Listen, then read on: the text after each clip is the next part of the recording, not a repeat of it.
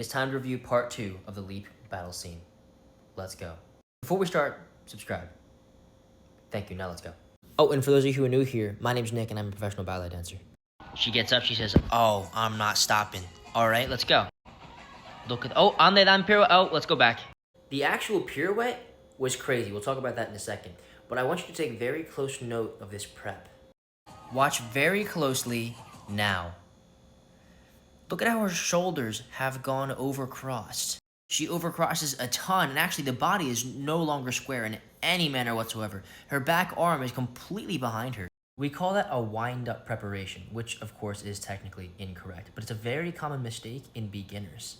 Recall that ideally all the force for your pirouette should come from the plie, from the bend of the legs.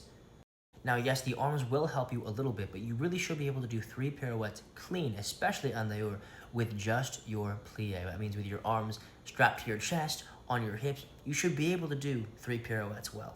Newer students, however, won't have that control of the plie and won't have that sense of the plie or the coordination to control it properly. So they'll wind up their arms to try to throw them as far as possible and get as much momentum as possible. It creates a very labored look, which of course is not desirable for the ballet, which is why we train this so much in ballet. My shoulders and hips should never disconnect. That is a box. That is one of the 3 boxes in ballet that never changes. The 3 boxes in ballet are, of course, the box of the body, the box in which you dance, and the box of the point shoe. Minus the preparation, the pirouette itself is quite impressive. Let's watch it again. 2, 3, 4, 5, 6. Crazy! So her arms are not in a position here, and her passe is very turned in. She's also on point in flat shoes, which we're just going to ignore for now. But I want you to really take note of how she opens up to attitude and stays on her center. Again, not a classical position here. Her arms should not be behind her shoulders like that. It's she's very turned in as well. But the fact that she's staying on releve in this position, floating there, is crazy. That kind of balance only comes from the best professionals. And even then, really only from the professionals who have a real knack for turning, you know? The majority of professionals cannot do that on flat nor on point. That's a crazy skill to have that good of a center, especially on the dan. Let's keep moving. Get kind of a jazzy Baryshnikov jump there, kind of classic. A little bit of drama going on. Look at Louis Merlant, our man. Oh, a little wink, that's cute. Then we have Badguru backwards, running step in French. Oh, and we have a new jump. An impossible jump, though a really impressive jump. Wow, so we got probably 30 feet of air there. That's a record. But look at my man's face, he is surprised. And a landing in not a position. Okay, there's a lot to talk about here. I'm gonna give it to you straight. That jump doesn't exist. But there are jumps like it, and I'll show you some. That looked realistically like a combination of 2 men's jumps, 2 incredibly difficult men's jumps, one of which doesn't have a name, and the other of which is called a double character sotobask in cambre. The first part right here looks a lot like a jump that is commonly used in a part of Actayon, of Diana and Actayon from La Esmeralda. Actayon is strong, masculine, and this is one of those jumps that can really only be used in this part and maybe a couple of others. Talisman, for example, you probably could. I have danced this part many times, and though it's not my best jump, here's a video of me doing that jump. Now this second jump I have not yet mastered, and it's so difficult that I've only seen 3 dancers perform it ever. First I saw it done by Mikhail Baryshnikov, Carlos Acosta, and finally Tatsuya Kumakawa. And for all that I know, which tends to be a lot in the realm of ballet, this jump has no name.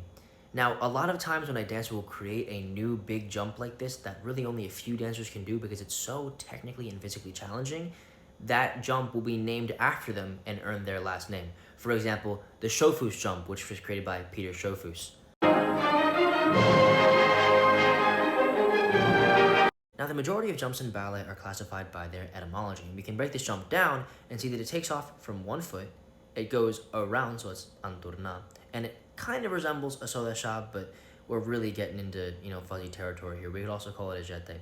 So very simply stated, we could call it something like a don't leve jete anturna, or a don't leve soda sha anturna, or we could even say tombe coupe because I come from a tombe coupe preparation. There's a lot of names we could assign this, but to make it really simple, I guess we could call it an anderan switch jete anturna.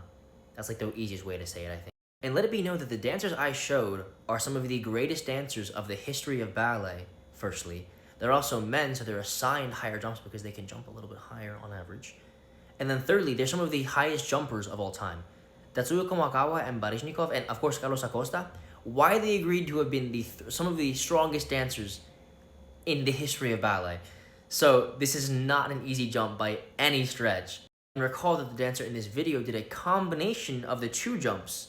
So this student, this young girl who lacks training, has shown us a stronger jump strength than some of the greatest, most highly trained dancers, male dancers who jump crazy high in the history of ballet. Clearly this dancer is showing some serious promise. Not only that, but she was like 30 feet off the ground and jumping on tile, which by the way, you never do. If you're looking to get injured, go ahead and jump on a tile or concrete floor. I don't recommend it, but if you're looking to get injured, that's the fastest way to do so. So she landed, she's feeling all special. Look at the drip on my man, Louis Merhans back here. Hold on, pause. Look at the absolute drip on this man. Look at the style. This is how I want to be when I'm like 50. No, actually, that's too young. When I'm like 60, 70, like approaching 80, this is how I want to be. Like, that's the goal. I think that classifies as her winning this dance fight. Overall, a lot of fantastic content, a lot of really important things to talk about there of the ballet. Really gave us an opportunity to delve into men's jumps, which is interesting because, they're little girls. But I appreciate that nonetheless. And I'm all for breaking these gender standards, You can do any jump that a man can if you're a girl. You really can. It might be harder because you might not have the same natural jump strength, but watch Natalia Osipova. You'll see. Thank you for watching. Follow for more ballet. I'm going to go ahead and review another one of these next week. Let me know which one I should do, by the way, in the comments. Let me know. Thank you.